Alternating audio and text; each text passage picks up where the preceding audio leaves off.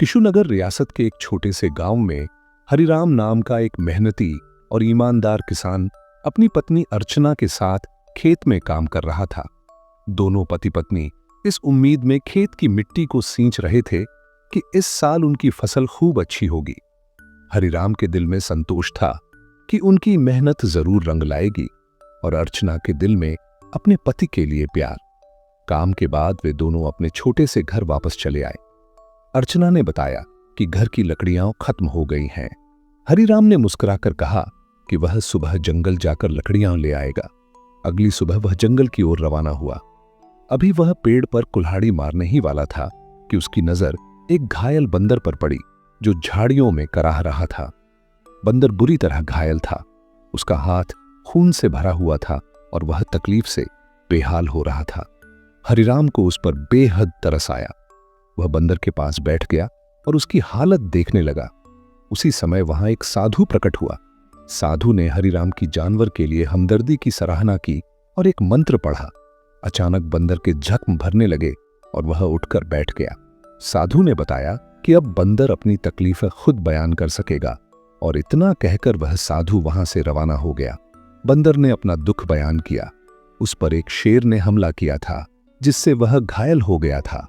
हैरानी की बात यह थी कि वह अब इंसानों की भाषा बोलने लगा था और उसे इस नई हालत पर खुशी भी थी। हरिराम ने उसे घर ले जाने का प्रस्ताव दिया जो बंदर ने खुशी से स्वीकार कर लिया। हरिराम ने उसका नाम गोलू रख दिया। गोलू अब हरिराम और अर्चना के साथ रहने लगा। जल्द ही वह उनके परिवार का एक सदस्य बन गया। वह घर के कामों में हाथ बटाने लगा और कुछ दिनों बाद खेत में भी साथ जाने की जिद करने लगा। हरिराम पहले हिचकिचाया, लेकिन गोलू की जिद के सामने हार गया। खेत में गोलू ने तेजी से सब कुछ सीखा और हरिराम का सच्चा मददगार बन गया। गोलू की बातें गांव में फैलने लगीं। कुछ लोगों ने उसे बोलते सुना तो हैरान रह गए। यह बात जमींदार चौधरी के कानों तक भी पहुंची, जो अरसे से हरिराम की जमीन पर नजरें गड़ाए बैठा था। अब वह इस मौके को इस्तेमाल करने की योजना बनाने लगा। इधर हरिराम की जिंदगी में एक नया तूफान आ गया। अर्चना को एक अजीब खांसी हो गई जो दिन ब दिन बिगड़ती चली गई। हरिराम ने गांव के वैद्य को बुलाया, जिसने बताया कि बीमारी गंभीर है और इलाज महंगा। हरिराम ने अपनी सारी जमा पूंजी अर्चना के इलाज में लगा दी, मगर बीमारी कम न हुई। जब सब कुछ खत्म हो गया तो गोलू ने सुझाव दिया कि हरिराम अपने भाइयों से मदद मांगे। हरिराम ने केशव और बीरजू दोनों भाइयों से मदद मांगी, लेकिन एक ने बहाना बना लिया और दूसरे ने तंज करके जमीन बेचने का सुझाव दे दिया। मायूस होकर हरिराम ने जमींदार के दरवाजे पर दस्तक दी। जमींदार ने उसे ताने दिए और शर्त रखी कि अगर कर्ज चाहिए तो अपनी जमीन गिरवी रखनी होगी और ब्याज भी बहुत ज्यादा होगा। गोलू को यह सब जुल्म लगा। उसने हरिराम को रोकने की कोशिश की, मगर हरिराम की आंखों के सामने सिर्फ अर्चना की जान थी। फिर गोलू ने एक फैसला किया। वह अकेला जंगल की ओर निकल गया, साधु महाराज को तलाशने। पूरी रात गुजर गई और हरिराम और अर्चना बेचैन रहे।